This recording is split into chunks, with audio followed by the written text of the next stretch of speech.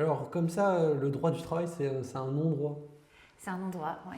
C'est ce que m'avait dit mon prof quand j'ai commencé en tant qu'avocat, en me disant de toute façon, avec un certain mépris d'ailleurs, c'est un non-droit. Ouais. Ok. Parce que c'est basé sur des principes qui sont maintenant appliqués dans d'autres secteurs du droit, mais de déséquilibre en fait.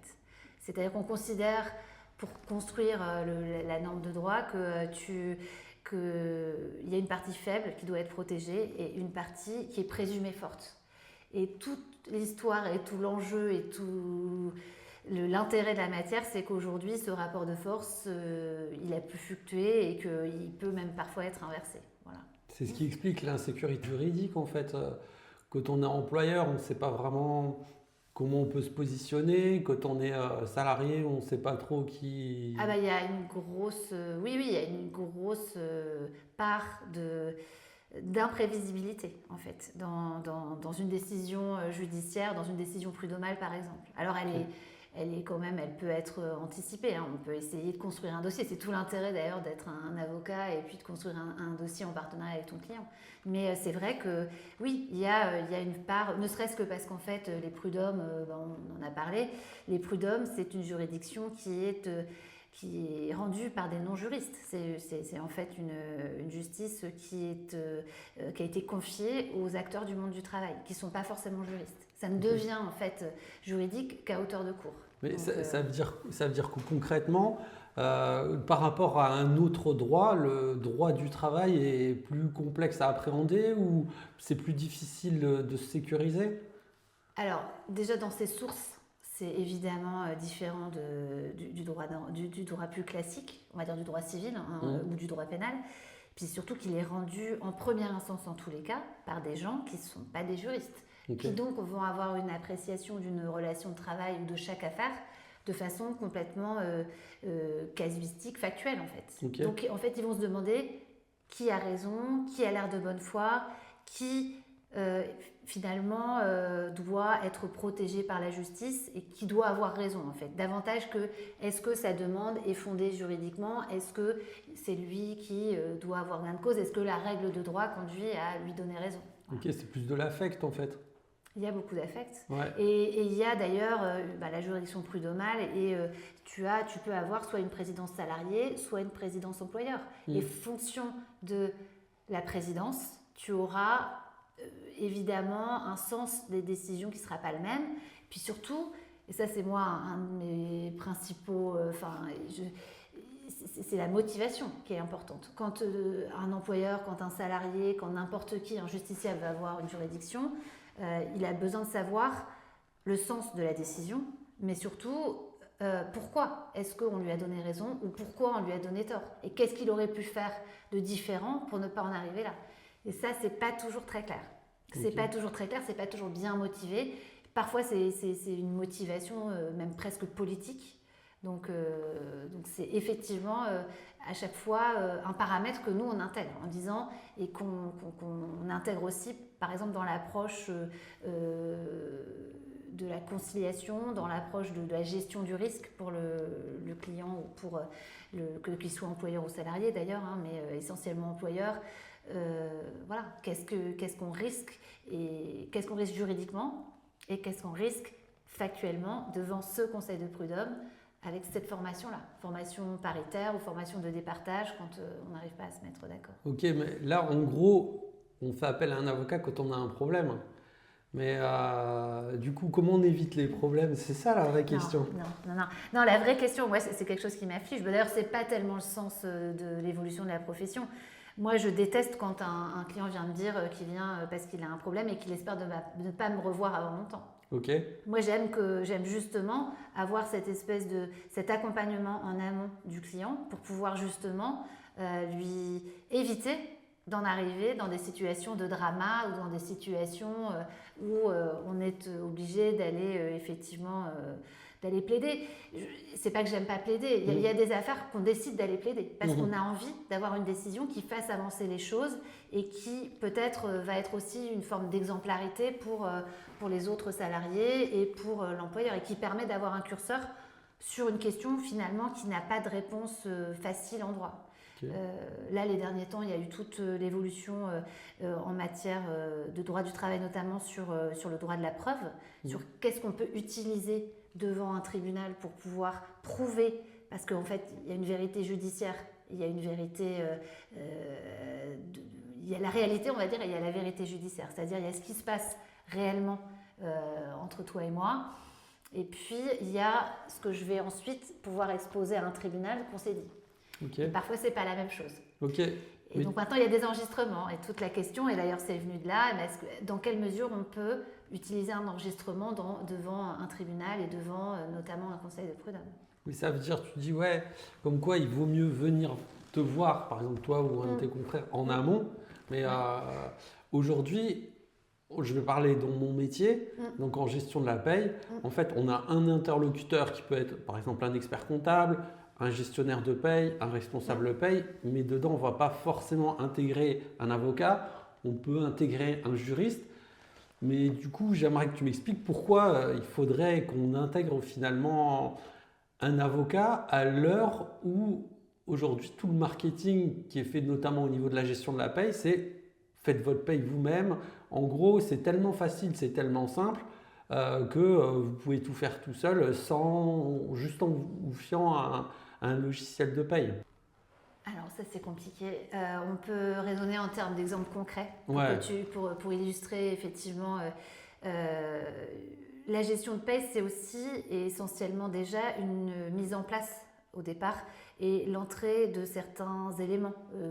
Mensuellement, les éléments variables de paye vont être communiqués et vont être des inputs que tu mets dans ton logiciel qui existe. Et donc, sur le temps de travail notamment, ça va être évidemment une question essentielle que l'avocat va pouvoir vous aider à résoudre. Alors, il va aider à la résoudre au moment de l'appréhension de quel est le meilleur, la meilleure effectivement approche. Est-ce que c'est un temps de travail? Est-ce que ça va être une convention de forfait? Est-ce qu'on attend un résultat du salarié? Est-ce qu'il doit rendre un délivrable conforme, quel que soit le temps qu'il y passe? Ou alors, dans certaines bornes, et dans ce cas-là, effectivement, on se dirige plutôt vers un forfait. Si le salarié veut du télétravail, évidemment que ce sera compliqué pour le contrôle du temps de travail. Donc, évidemment, ça va être un curseur, un autre. Donc, en amont, effectivement, sur le choix des paramètres, sur la rédaction du contrat de travail, évidemment, suivant le secteur, est-ce qu'on met une clause de non-concurrence? Est-ce qu'on met une clause d'exclusivité pendant le contrat de travail? Quelle est la différence entre cette exclusivité et cette non-concurrence? À quelles conditions cette clause de non-concurrence sera valable ou non? Si on est en Alsace, par exemple, on est sous le soleil alsacien aujourd'hui, évidemment, il y a des contraintes qui sont liées au droit local, qui a pu être précurseur d'ailleurs du droit général, notamment sur le côté rémunéré des clauses de non-concurrence. Donc dans l'établissement à la base du cadre que va être ce contrat de travail, évidemment qu'un standard est rarement satisfaisant. En tous les cas, ça dépend. Il peut être ChatGPT, en fait, certains des très bons, paraît-il, mais ChatGPT ne sera pas là au moment où on a le contentieux qui va naître, ou au moment où on a une question devant son ordinateur sur comment effectivement traiter telle ou telle information ou telle situation, en fait. Et c'est là où c'est de la casuistique. C'est là où l'avocat va t'aider à te dire, déjà l'avocat, il faut aussi se départir du rôle, on ne fait pas que plaider, on accompagne et on peut aussi effectivement conseiller et on est meilleur plaidant, enfin moi je suis meilleure plaidante quand je connais mon client, quand je sais, quand j'ai vécu, quand j'ai accompagné par exemple le développement d'une société, que je sais pourquoi on a mis telle clause dans tel contrat et quelle situation précisément c'était venu régler et pourquoi c'est très important qu'elle soit interprétée de telle façon et pas de telle autre et pourquoi pour les salariés ou pour l'employeur c'est important qu'on sache à quoi s'en tenir et quelles sont les limites des responsabilités des uns et des autres, quoi. Ouais. Donc ça c'est important à ce titre-là. Peut-être sur des exemples concrets, je peux te répondre sur le temps de travail évidemment, sur la rupture du contrat de travail, comment gérer la fin, comment anticiper la fin pour éviter peut-être des incompréhensions et puis qui sont le lit ensuite de contentieux, donc pour les éviter en fait. Ça c'est évidemment important. Et puis les logiciels paye. Alors pour ce que j'en sais, mais tu en sais beaucoup plus que moi là-dessus, les logiciels paye sont très formatés par exemple sur notamment suivant certaines conventions collectives, suivant certaines situations particulières. Comment, par exemple, moi j'ai souvent la question, quand il y a un jugement prud'homal qui arrive et qui rétroactivement alloue, je ne sais pas, des heures supplémentaires, des arriérés de salaire, comment les retraites rétroactivement par un logiciel paye, c'est très très compliqué. En fait, on arrive toujours, c'est que en général, avec les logiciels actuels auxquels moi j'ai pu avoir affaire, c'est toujours un petit peu du bricolage. Ben, en fait, pour revenir, juste, on va parler un peu du logiciel de paye. En fait, il n'y a pas que le logiciel de paye à prendre en compte, il y a toutes les normes qui sont autour de la paye et notamment autour des déclarations de la DSN. Et donc du coup, forcément, le cahier des charges qui a été mis en place au niveau de la DSN ne prend pas en compte toutes les situations qui peuvent être exceptionnelles. Donc du coup, ça c'est sûr que c'est difficile à pouvoir l'intégrer. Mais ce que j'entends dans ton propos, c'est qu'au départ, un chef d'entreprise doit avoir une certaine idée de ce qu'il veut faire avec, comment plutôt gérer sa masse salariale ou traiter. Et du coup, il doit se poser les bonnes questions en amont et être accompagné dans ses réflexions. Mais évidemment. Là, je pensais à un client que j'ai là depuis quelques mois qui a fondé une start-up qui maintenant n'est plus une start-up avec une très forte croissance. Okay. En fait, il a maintenant, la boîte elle doit avoir 2 ans à peu près d'existence. Et en réalité, il a commencé, comme on dit, un peu from scratch. En fait, il a créé, il savait qu'il y avait un besoin, il avait une solution. Il a décidé effectivement, parce que c'est un entrepreneur dans l'âme, de créer sa structure et puis de se lancer.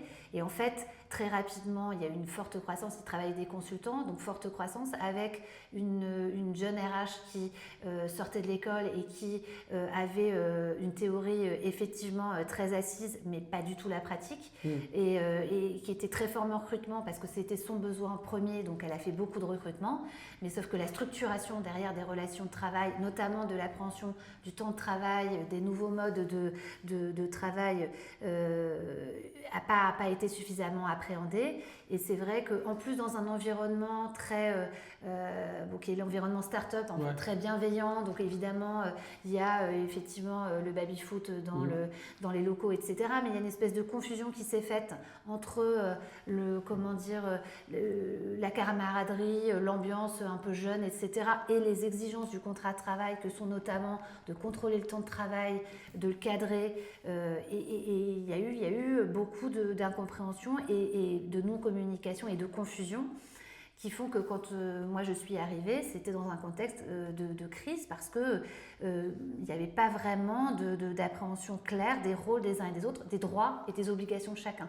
Et ce qu'on a fait, c'est qu'on a fait un travail avec un collectif qui est spécialisé, une entreprise qui n'est pas de la gestion de crise, mais qui est vraiment spécialiste de l'appréhension de la relation de travail et des collectivités, pour former à la fois le comité directeur, aussi les salariés collectivement, parce qu'il n'y avait pas encore d'institution représentative du personnel, pour que chacun se réapproprie les limites en fait de la relation de travail. Qu'est-ce qu'on fait, ça c'est plus du droit, mais qu'est-ce qu'on fait parce que son collègue est sympa et qu'on a envie d'aller prendre un pot, et qu'est-ce qu'on fait et qu'est-ce qu'on doit faire parce que c'est son collègue de travail et qu'on a une collaboration et qu'on a à gérer un problème avec lui ou une situation un peu tendue avec lui professionnellement. Donc oui, en fait, moi je travaille avec un pool pour pouvoir vraiment sensibiliser chacun et essayer de mettre un cadre en fait, et pas forcément en amont. Parfois, la plupart du temps, c'est à mesure que l'entreprise se développe, pour pouvoir créer en fait ce climat qui apaise et ce cadre qui est le cadre juridique, qui est là pour ça, mais que les entrepreneurs aujourd'hui doivent s'approprier en fait, et qui n'est pas forcément évident. Sur des entreprises qui ont quelques dizaines d'années d'existence, parce qu'il y a des espèces de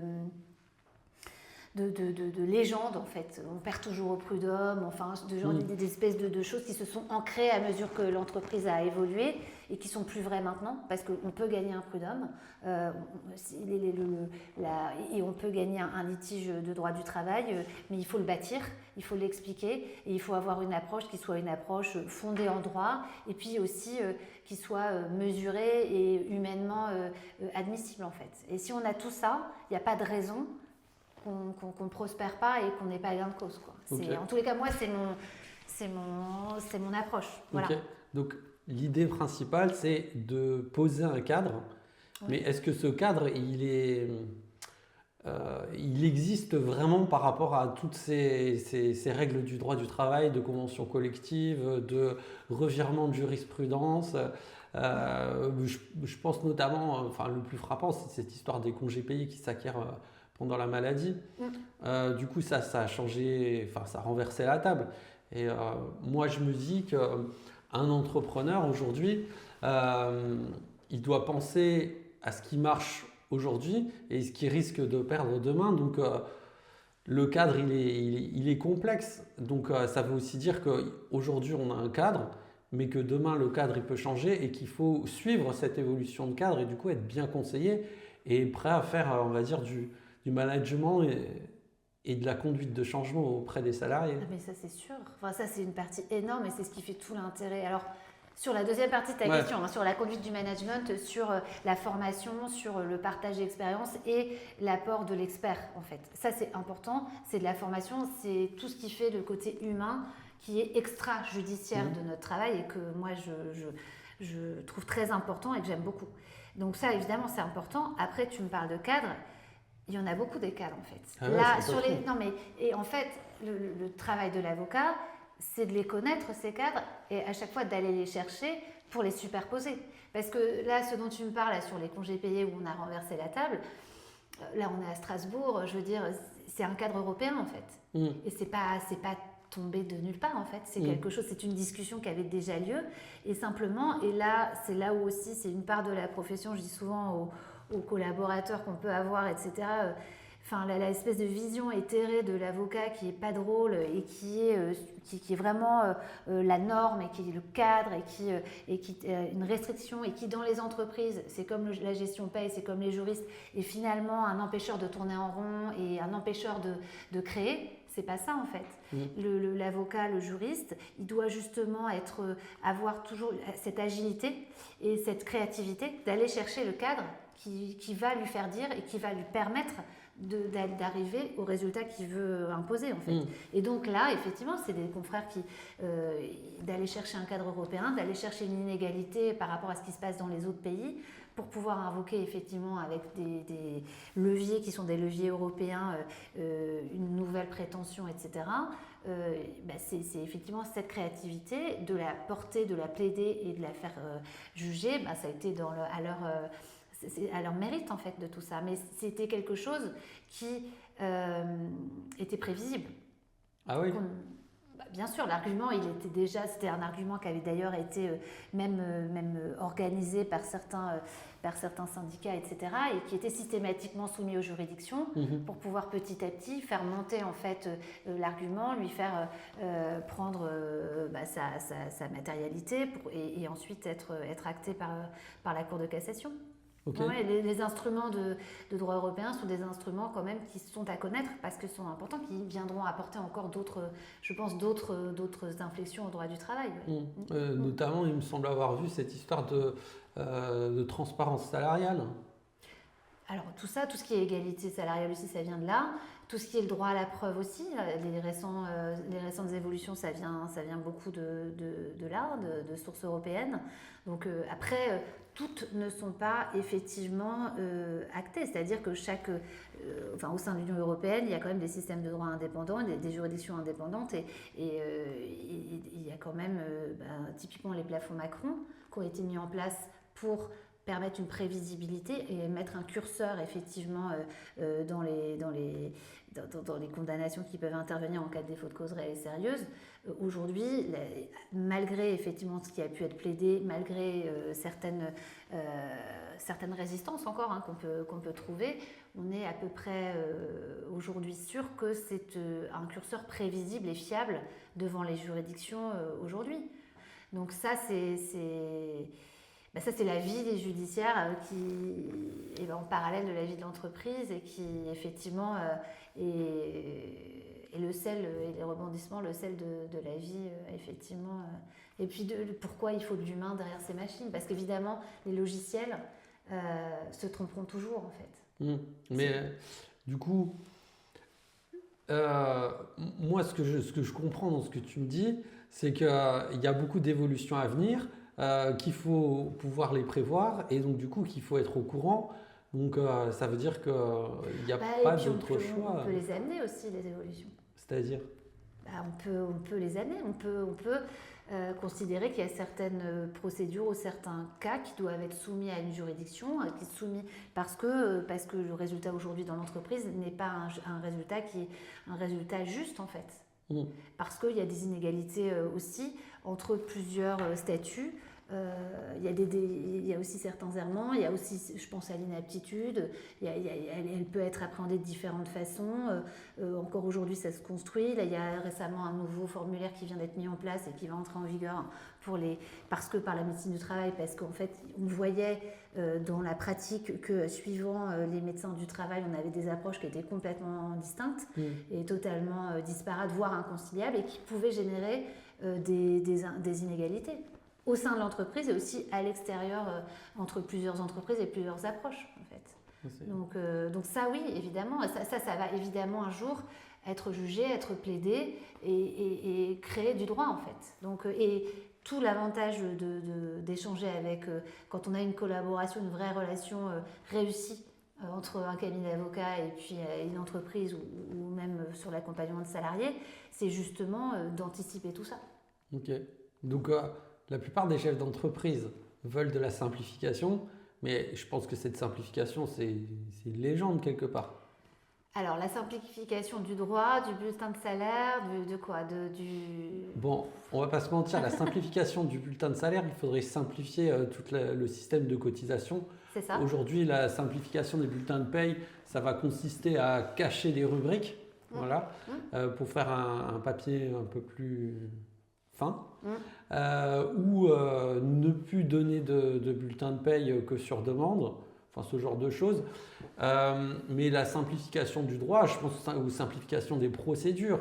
Aujourd'hui, une entreprise embauche un salarié, il y a énormément de choses à faire. Il y a les DPAE, il y a les visites médicales, et il y a prévoir tout un tas de registres, registre du personnel, registre des heures travaillées, registre des installations électriques, document unique d'évaluation des risques professionnels, etc., etc. Si en plus, derrière, on rajoute d'autres choses qui sont, on va dire, instables, voire inconnues, c'est vraiment la preuve, s'il en est, qu'il faut absolument être conseillé dans... Oui, dans la mise en place, oui. Je suis la première, nous, on n'aurait pas fait à l'époque, sur un expert comptable, le triptyque aussi, le recours pour tout ce qui est gestion des payes, etc. Un expert comptable, c'est indispensable. Maintenant, on n'a pas ce temps, on n'a pas cette expertise pour, en tous les cas, un gestionnaire paye, on va dire. On n'a pas cette expertise aujourd'hui, ce temps et cette appréhension aussi de l'informatique et des logiciels pour pouvoir effectivement le faire en interne, où c'est compliqué, quoi. Alors simplifier tout ça, j'avoue que moi je suis la première demandeuse aussi, en tant que chef d'entreprise et en tant surtout que praticienne de droit du travail, parce qu'en plus nous on a un rôle qui est d'expliquer. Donc lorsque effectivement il y a un litige, on voit que la principale attente de la partie adverse, de l'avocat adverse, du tribunal, de la cour derrière, c'est qu'on lui explique où est la ligne qui va bien, pourquoi le droit est bien rempli, parce qu'il était traité de cette façon-là. Et c'est une part hyper importante et de préparation du dossier pour pouvoir avoir une chance de prospérer et pour pouvoir avoir une décision qui correspond à la réalité. C'est très compliqué en fait, parce que c'est le téléphone arabe, c'est-à-dire que vous allez avoir le chef d'entreprise qui va parler à son gestionnaire paye, qui va émettre le bulletin de salaire, derrière ça, qui va expliquer à son avocat pourquoi est-ce que ça a été traité dans les faits comme ça. L'avocat va ensuite vérifier, faire son travail, l'expliquer à la partie adverse et l'exposer au juge. Donc, il y a suffisamment d'intermédiaires pour qu'en bout de course, il y ait beaucoup d'incompréhension. Donc, c'est vrai qu'il y a une simplification sur les éléments chiffrés, sur le traitement en fait, des cotisations, etc. Il y a, une marge de progression énorme. Mais en fait, ça c'est l'aspect cotisation. Et ensuite, l'aspect mise en œuvre dans la dynamique de l'entreprise des règles de droit du travail, ça c'est encore autre chose. Ouais. Voilà. Et ça, c'est effectivement... il faut faire attention parce qu'il ne faut pas devenir simpliste, parce que lorsqu'on est trop cliché, trop simpliste, ça dessert. Le but est inverse, c'est-à-dire que comme c'est trop simple, ça va desservir en fait une des deux parties de façon trop flagrante en fait. Je pense notamment ce qu'on évoquait, la preuve en matière de temps de travail. La preuve en matière de temps de travail, on a une preuve qui est partagée, mais dans les faits c'est très compliqué, quel que soit le dispositif concrètement mis en place pour contrôler le temps de travail par l'employeur, de pouvoir l'effectuer. Parce que même quand on a une pointeuse, on n'est pas derrière chaque salarié pour savoir qu'il le pointe à tel moment, qu'il débadge à tel bon moment, qu'il rebadge à tel moment. Donc les abus et l'utilisation, on va dire, déloyale de ces instruments-là, elle est toujours possible. Okay. Elle est toujours possible. Du coup, il faut un peu lâcher prise quelque part sur certaines choses et accepter le risque. Parce que si on veut être trop carré, je pense que ça casse un peu la dynamique du management. C'est-à-dire qu'en fait, si on est trop rigoureux, les salariés ils pensent qu'en fait ils sont dans un carcan. Et si on est trop laxiste, forcément, dès qu'il y a un abus, l'employeur il se fait laminer. C'est lourd.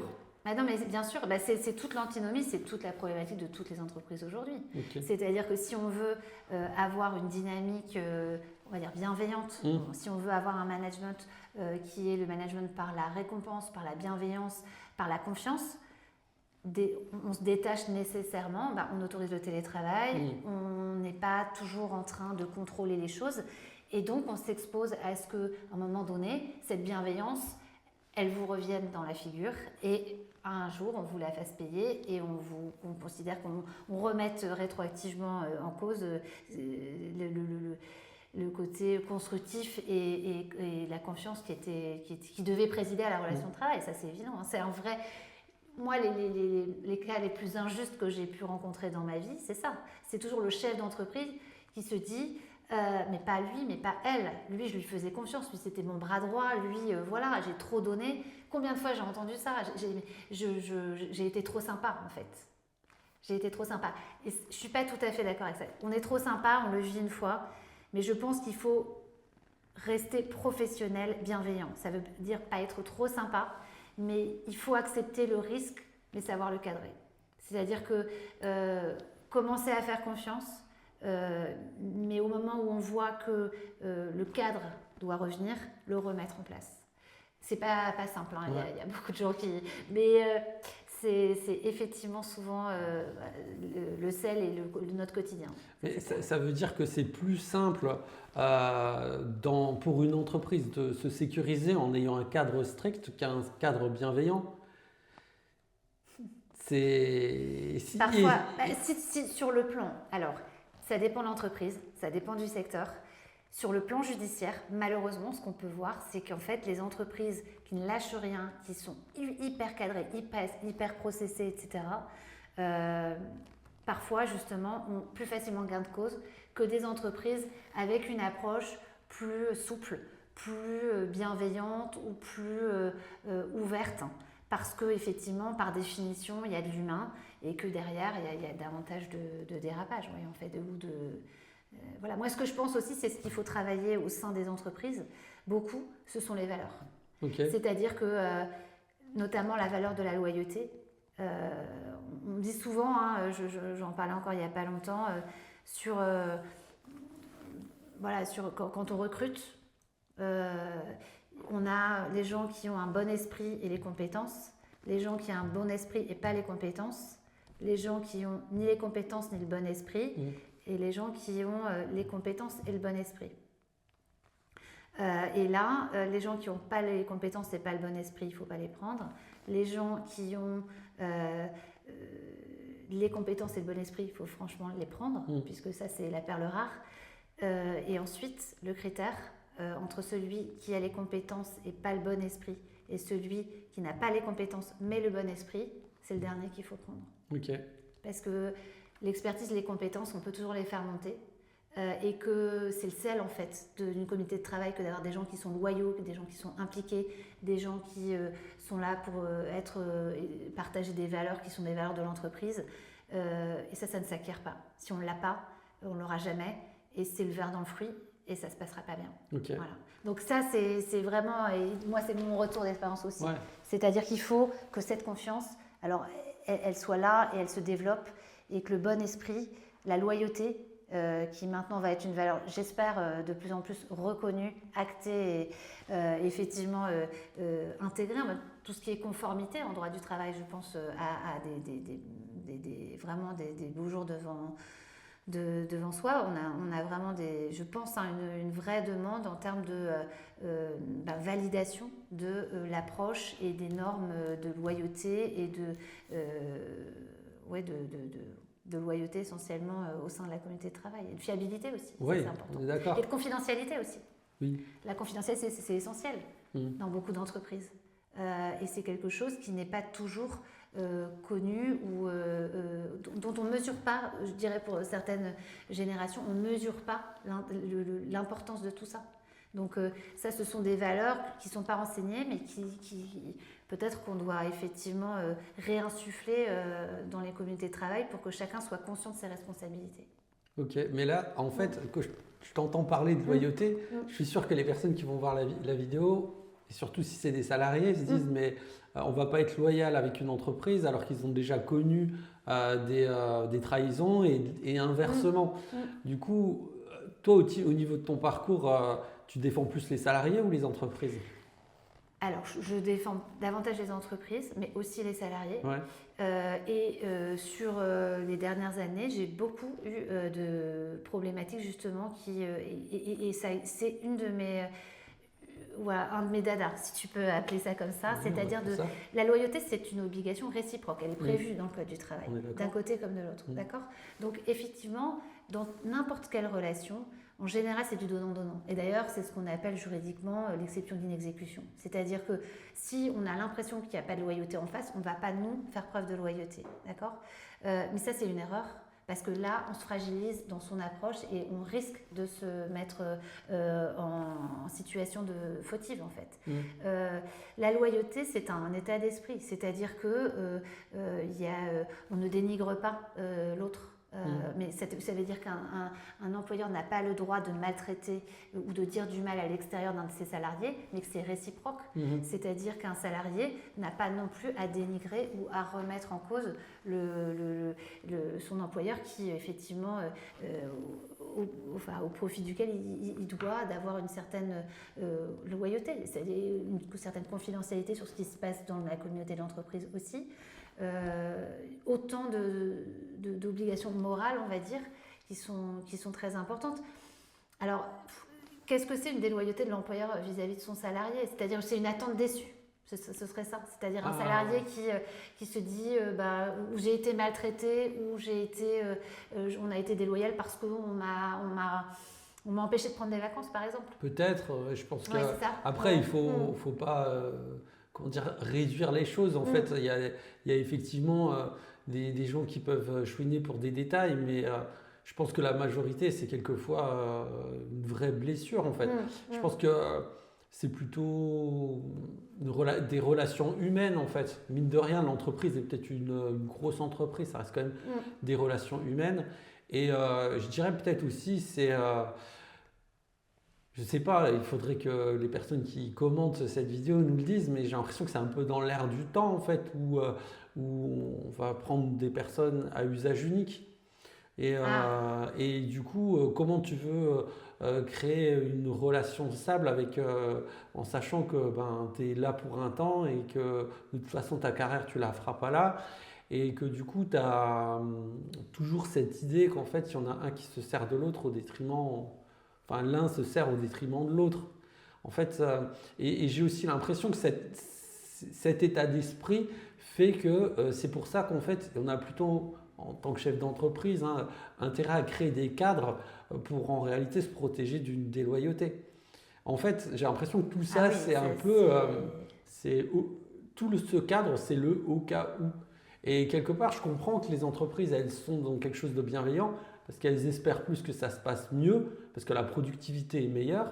Mais la réalité que toi, en tant qu'experte du droit et avocate, tu constates que la réalité est tout autre. Que, en fait, on est plutôt à à je sais pas, des coups fourrés ou... Non, il y a beaucoup d'entreprises dans lesquelles ça se passe bien. Il y a plein d'entreprises pour lesquelles moi je suis fière de travailler, ou au contraire, que j'accompagne depuis longtemps, et au contraire, où il y a des gens qui sont là depuis très longtemps. Et au contraire, quand il y a quelque chose qui ne se passe plus, on se parle, et puis on passe par une rupture négociée. Aujourd'hui, il y a beaucoup de moyens qui sont mis en œuvre pour justement parvenir pour optimiser les départs et pour faire en sorte que, alors que ce soit en dehors de la rupture conventionnelle qui a été utilisée, qui est maintenant, il n'y a pas de droit à la rupture conventionnelle, mais on peut considérer que l'un ou l'autre est à l'origine de la rupture et derrière transiger.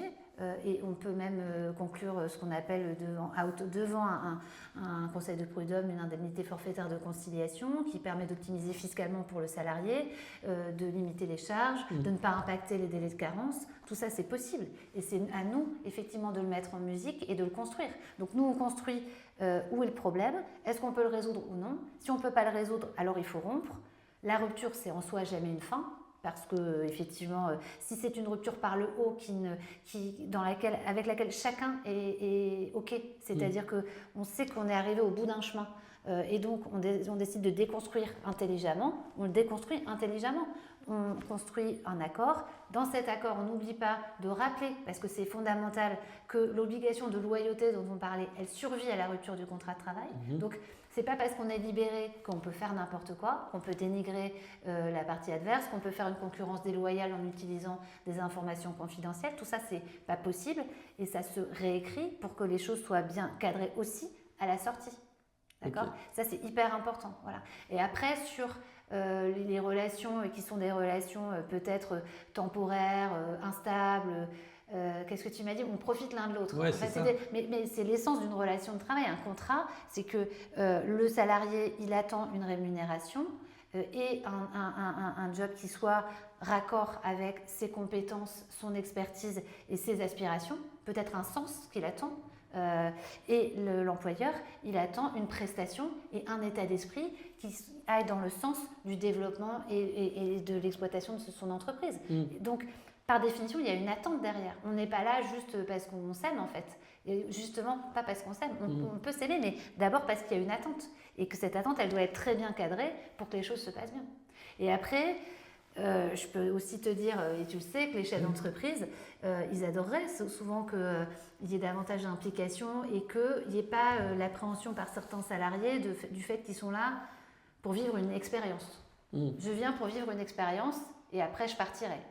Ça, c'est aussi quelque chose qui, je pense, a été un point important d'incompréhension parce que tout d'un coup, les acteurs du monde du travail se sont retrouvés à devoir faire face à des situations qu'ils n'attendaient pas ou avec des salariés qui aussi prenaient ce qu'ils avaient à apprendre, mais après c'était fini. Et il y a eu une incompréhension là-dessus. Et c'est louable de se dire qu'on a besoin de temps pour soi, etc. Mais il faut juste que les choses soient claires au départ, qu'elles soient écrites et qu'elles soient accompagnées pendant la relation de travail et qu'elles soient accompagnées à la rupture. Et moi je dirais, avec certaines entreprises avec lesquelles je travaille, on ne ferme pas la porte à un retour des salariés. Il y a des salariés qui viennent, qui se disent à bout d'un moment, je suis plus bien, je m'y retrouve pas, j'ai pas le sens, voilà, donc je pars. On essaye de partir proprement, c'est mieux pour tout le monde parce que c'est de l'énergie, des coups de gagner pour tout le monde. Et puis qu'ensuite ils vont voir ailleurs, ils gagnent peut-être une expérience ailleurs et finalement ils reviennent. Et on leur ouvre la porte en se disant, on te connaît, on a déjà travaillé ensemble, ça s'est bien passé. Et on sait que tu peux nous apporter encore davantage de choses après avoir forgé une expérience à l'extérieur. Donc, c'est plus les mêmes schémas. Ça, on t'aurait dit ça il y a quelques années, t'aurais dit mais ça va pas, il me quitte, je ne veux plus jamais avoir affaire à lui et c'est fini. Ça dépend comment on se quitte en fait. C'est comme dans toute relation humaine. Du coup, tu as dit des trucs intéressants, notamment cette histoire de prendre de l'expérience. Oui. En fait, là, on va sortir un peu du cadre du droit du travail pour parler un peu plus, on va dire un peu philosophie, etc. Oui. Mais c'est hyper important. En fait, et c'est vrai, mais je pense que tu vas bien comprendre, c'est que moi, la plupart, enfin, mon audience principale, c'est des gestionnaires de paye, des personnes qui veulent apprendre la paye trouver un premier poste de gestionnaire de paye, créer une expérience pour pouvoir après se développer dans le métier. Donc c'est légitime de chercher pour moi, chercher un employeur pour créer son expérience, et soit le premier employeur leur donne la possibilité d'évoluer professionnellement et du coup ils font une carrière, soit c'est pas possible. Mais je vois aussi beaucoup d'entreprises qui réclament de l'expérience parce qu'en fait ça leur apporte une certaine sécurité.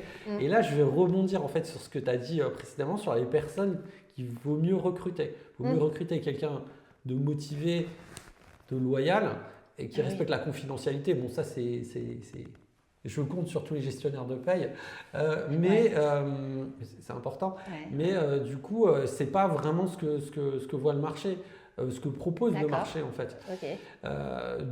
Voilà, ça c'est un peu ce que je vois en termes de philosophie. Mais par contre, là où tu as dit un truc qui est super intéressant, c'est dans la plupart des entreprises que tu accompagnes réussissent avec leurs salariés. Alors qu'est-ce qu'elles ont en plus que les autres n'ont pas? Est-ce que ça se passe au niveau du recrutement ou est-ce que ça se passe au niveau du cadre légal ou... Je pense à tout niveau. Ouais. À tout niveau. On dit souvent il faut recruter lentement et licencier vite. Ouais. Ça peut être une vérité. Et puis, il faut bien accompagner, je pense. Alors, sur l'aspect, effectivement, constitution de la première expérience. Mais c'est exactement ce que je te dis. Il y a souvent... moi, je pense que... Alors, il y a encore des stéréotypes. Il y a encore les gens trop jeunes. Il y a la défiance de génération. Et ça, c'est lié aux valeurs, c'est ce qu'on s'est dit. Ouais. On se dit, est-ce que quelqu'un de jeune, il va être conscient qu'il faut la confidentialité, il faut la loyauté, ils vont comprendre les enjeux. Et quand tu parlais de philosophie, c'est ça. Et le truc, c'est que la philosophie, souvent, c'est le recul.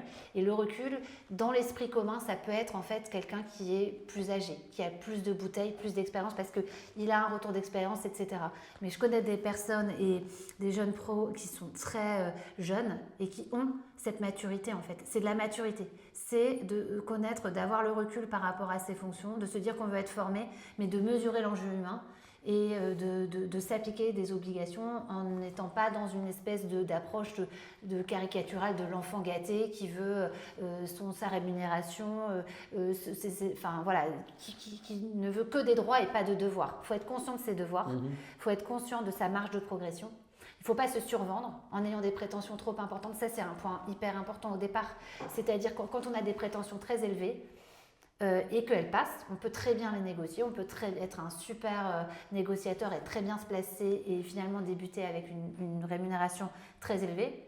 Mais ça, c'est piégeux. Moi, je l'ai vu avec le recul, c'est très piégeux. Pourquoi ? Parce que lorsqu'on est très bien payé, les attentes, elles sont tout de suite là-haut. Et on n'a pas le droit à l'erreur. Et quand on est junior, c'est compliqué de ne pas avoir le droit à l'erreur. On le revendique, le droit à l'erreur. Il faut pouvoir venir dire à son collègue de travail, j'ai pas bien compris ça, ou à son interlocuteur au sein de l'entreprise, attends, là, comment ça fonctionne exactement cet aspect-là, j'ai pas bien compris, pour pouvoir le traduire. Voilà.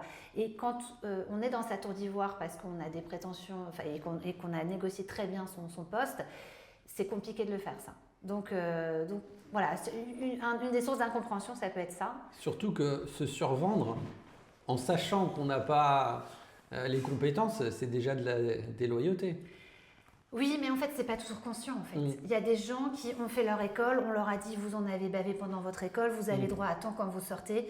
Ils en ont bavé, enfin ils arrivent à trouver un travail, donc c'est pour eux évident et normal que cette rémunération leur soit appliquée, sauf qu'ils ne mesurent pas qu'en réalité tout va commencer au moment où ils commencent à travailler, tout va commencer au moment où ils vont mettre en application au quotidien effectivement leur savoir qui est parfois un peu trop académique, et ils vont se retrouver sans arrêt avec des situations à résoudre qui sont des situations qu'on leur a pas appris. C'est pour ça que effectivement c'est ça la vraie vie et c'est ça le monde du travail. Donc en fait, je pense que c'est vraiment un sujet d'appréhension de tout ça. Donc, il y a cette phase-là qui peut être une phase un peu importante. Et c'est important, quand tu me parlais des entreprises pour lesquelles ça se passe bien, de faire preuve d'agilité de la part de l'employeur pour le comprendre et pour s'adapter à son salarié.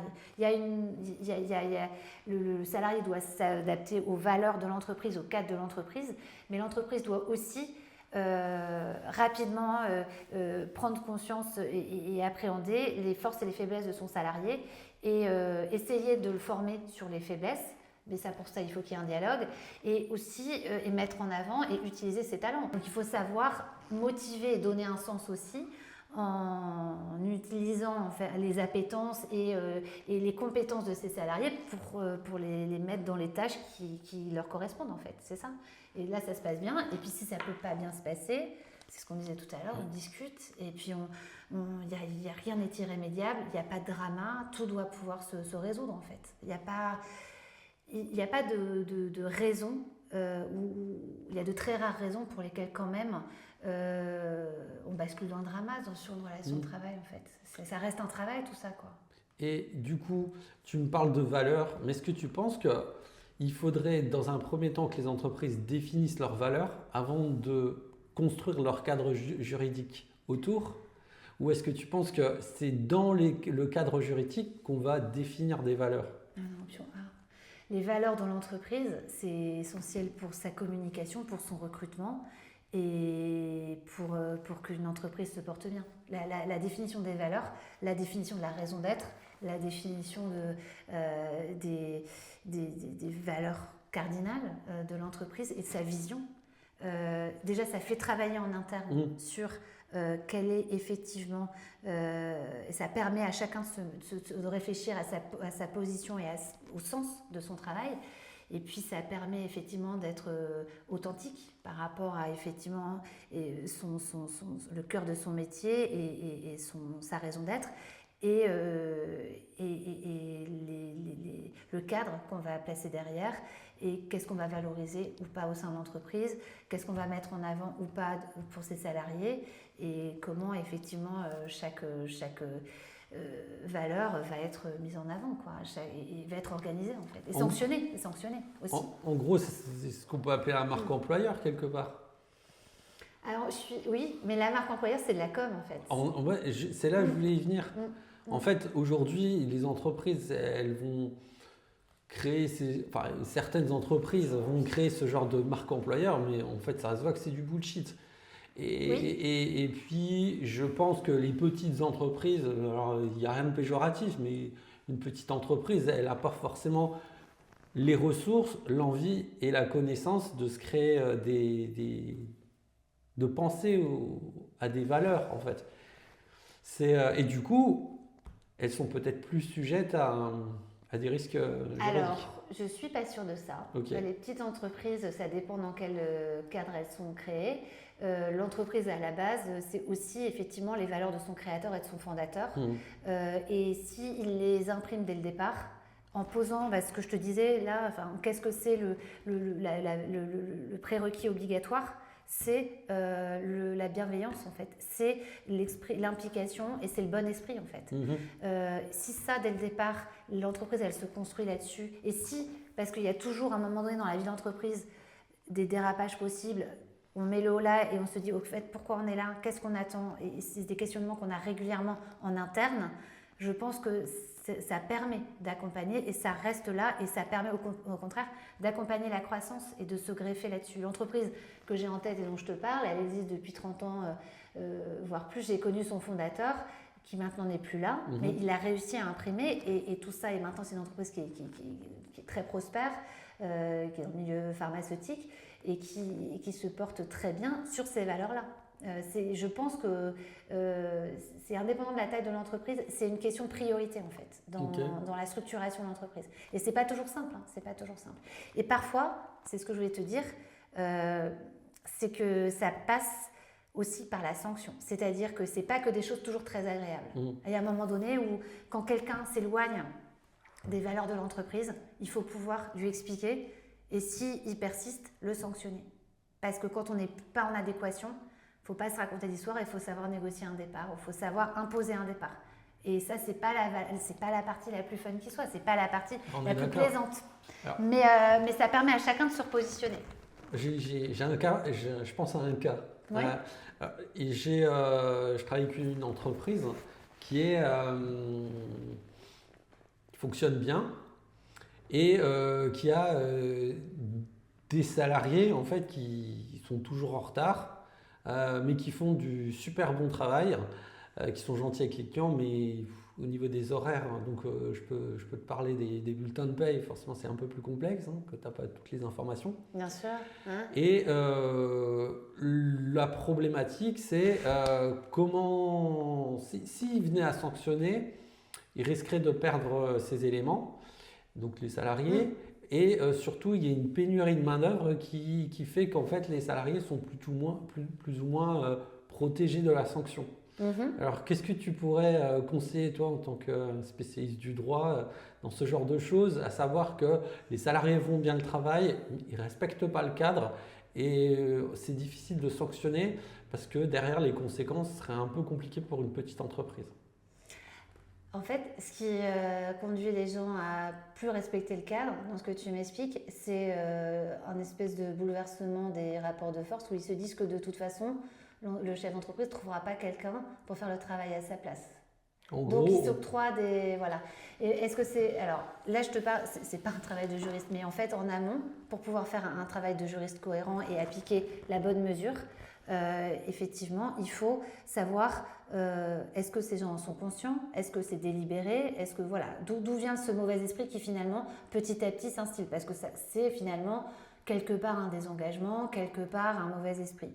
Et puis, une fois qu'on sait si c'est des gens qui s'en fichent, si c'est des gens qui ont des contraintes perso qui les rend impossibles, si c'est pas l'horaire tout bêtement qui peut être adapté et qui ne leur correspond pas. Donc, si en gros, une fois qu'on a mis en place un dialogue, c'est toujours comme ça et on sent que les choses ne se remettent pas d'équerre, ce qu'on peut impulser, alors c'est un coup, mais on peut dire, maintenant ce qu'on va faire, c'est que, alors déjà on peut sanctionner, on peut rappeler à l'ordre, hein, effectivement, ou on peut procéder par l'incitation en disant, celui qui arrivera à l'heure systématiquement, mettre à la clé des récompenses, que ce soit des avantages en termes de jours de récup, en disant, ces 10 minutes, ce quart d'heure que vous perdez le matin en arrivant, nous, si on ne les perd plus, on vous donne une demi-journée par-ci, par-là, on récompense, parce qu'on récompense et on met en place un système vertueux en fait. On met en place un système vertueux qui fait que les gens inversent leurs valeurs et viennent en raisonnant par la récompense, pas par la preuve ou par la peur de la sanction, qui finalement on se sent relativement protégé parce qu'on sait que la sanction ne viendra pas, parce qu'il y a un contexte où on ne se fera pas virer, quoi. Voilà. Donc tous ces aspects-là pour le juriste, ils vont être en amont, en interne, le dialogue, ça on ne peut pas le faire à la place, mais on peut susciter, on peut essayer de déclencher ça, mais voilà. Mais après, sur effectivement le cadre, les primes, les récompenses, les notes de service, l'accompagnement ou les mesures individuelles, ça, nous, on le fait, quoi. C'est tout l'avantage. Mais c'est aussi une opportunité de se questionner sur... c'est ça, les valeurs, qu'est-ce qui est important? Est-ce que c'est que le travail soit bien fait ou est-ce que c'est on arrive à l'heure? Est-ce que c'est la motivation de chacun le matin? Qu'est-ce qui vous fait venir? Si les gens ne viennent pas à l'heure, c'est peut-être qu'ils n'ont pas envie de venir aussi. Du coup, aussi, ce que je note, c'est qu'en fait, tu as un diagnostic avant qui va au-delà du droit quelque part. Ah oui, on ne parle pas de droit là, t'as vu? Ah oui, non mais c'est ça. Non mais c'est vrai, évidemment. C'est pour ça qu'on ne sera pas demain remplacé par les machines et ChatGPT. Voilà, c'est tout. On a une grosse part d'humain dans nos professions, c'est évident. Et en fait, souvent un dossier gagné, alors au sens de droit du travail, de ce genre de choses-là, c'est un dossier où chacun sort satisfait du passage chez l'avocat. On se dit, oui, on reviendra parce que en vous ayant rencontré, on a trouvé une solution qui nous satisfait. Chacun reprend sa liberté, mais on la reprend bien. Ou alors, au contraire, on est reparti sur une super dynamique au sein de l'entreprise. On a mis en place des éléments et des accords ou des mesures qui permettent que chacun ait retrouvé du sens, retrouver de la motivation et se sente davantage en confiance, en fait. Ça existe en amont, évidemment. Mais ça, c'est possible parce que c'est le droit du travail ou, par exemple, je ne sais pas si... Excuse-moi de ne pas connaître tous les autres droits, mais par exemple en droit pénal ou je sais pas, en droit de l'administration, etc., on n'a pas cette relation humaine.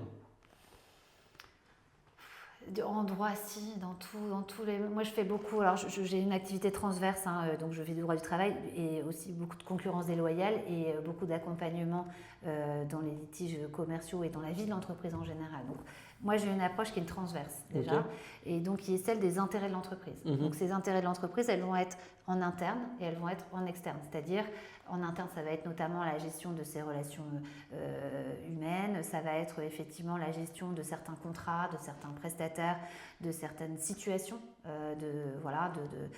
qui peuvent être conflictuelles ou pas, ou la mise en place de certains contrats ou une structuration. Et en externe, des litiges qui peuvent être effectivement des litiges de concurrence, des litiges contractuels, des litiges de responsabilité, etc. Donc ça permet à chaque fois de se reconcentrer sur le cœur du métier et sur les enjeux en fait. Et c'est bête à dire, hein, mais dans un litige commercial par exemple, un litige avec un fournisseur, une relation qui ne se passe pas bien, c'est souvent qu'il y a des incompréhensions entre les équipes et il se peut qu'à un moment donné, il y ait une forme de médiation. Et même dans les cas de litiges commerciaux, je sais qu'à Strasbourg, par exemple, de plus en plus, se mettent en place des médiations commerciales. Et souvent, les gens ressortent en se disant, non seulement il y a une solution à notre litige, mais en plus, on a une feuille de route, on a une solution business derrière parce qu'on sait ce qui n'a pas marché, on sait pourquoi effectivement on en est arrivé là pour éviter que ça ne se reproduise. Donc, mais on a fait du droit à un moment donné. On a un contrat qui était un contrat béton et on a fait du droit pour pouvoir se faire respecter. Ça, c'est important. Okay. C'est important aussi. Donc on est bien d'accord, ce qu'on disait au départ, c'est que l'avocat, on ne va pas le voir quand c'est au bord du précipice, c'est qu'on peut déjà commencer à chercher du conseil. On va le voir à tous les moments. Quand on prépare son contrat, quand on exécute son contrat, quand on doit le rompre et quand on doit aller plaider. Et là, c'est la meilleure façon de se faire bien accompagner. Ok. Et du coup, ça fonctionne aussi bien pour les entreprises que pour les salariés. Évidemment, pour une carrière, ça se gère aussi. Ouais. Ça se gère et donc à un moment donné, on se fait embaucher, à un moment donné, on est dans l'exécution d'une relation de travail, à un moment donné, on est dans une négociation de rupture. Des négociations de rupture, quand les gens se rendent compte à quel point, en fait, ça ne sert à rien. Typiquement, là, les gens qui viennent en se disant « je veux le faire payer », voilà, j'estime que moi, je dois au moins tout ça. Allez, une somme... quand on en discute, on dit « ok, vous allez avoir ça ». Donc, ça va impacter vos délais de carence Pôle emploi. Donc, ça veut dire que vous allez devoir vivre là-dessus. Ça veut dire que vous allez payer de l'impôt là-dessus. Ça veut dire que, effectivement, vous allez être... vous allez partir sur un échec, en fait, sur un rapport de force et sur quelque chose qui va vous prendre de l'énergie, vous prendre beaucoup de votre temps et vous n'allez pas en faire un bon usage derrière. Vous allez traîner ça et en plus, même matériellement, vous n'aurez pas eu la contrepartie de tout ça. Donc, c'est effectivement des sujets à réfléchir en amont. Et en fait, nous, tu parlais de philosophie tout à l'heure, en fait, c'est aussi important. Nous, ce qu'on peut apporter, c'est une prise de hauteur parce qu'on n'est pas dans l'entreprise, on est extérieur. Donc, on essaye de faire prendre de la hauteur en ramenant les choses. C'est évidemment un problème énorme parce que sinon, on ne serait pas l'un en face de l'autre. Mais c'est un problème qui doit être mis en perspective dans une carrière pour un salarié, dans un développement, dans un enjeu, dans une exemplarité vis-à-vis de l'entreprise. Voilà. Par contre, d'un côté comme de l'autre, on est aussi là pour dire qu'il y a des sujets qui ne sont pas négociables. Il y a des valeurs sur lesquelles on ne transige pas. Il y a des choses qui ne sont pas admissibles au sein de l'entreprise ou à titre individuel pour un salarié. Le respect, par exemple. Il y a des choses qui doivent être sanctionnées et il y a des juridictions pour ça qui peuvent notamment être aussi des juridictions pénales. Hein, quand il y a des infractions qui sont commises au sein de l'entreprise, le pénal, il est dans l'entreprise aussi. Hein, quand il y a des dérapages, on peut faire venir du pénal au sein de l'entreprise. Ça aussi, c'est possible. Hein, okay, ouais. C'est pas une zone de non-droit, l'entreprise, c'est pas une immunité, quoi. Hein. Ce qui s'y passe, c'est comme dans la vie de tous les jours et c'est comme à l'extérieur, quoi. Ok. Du coup, je te remercie pour cet échange.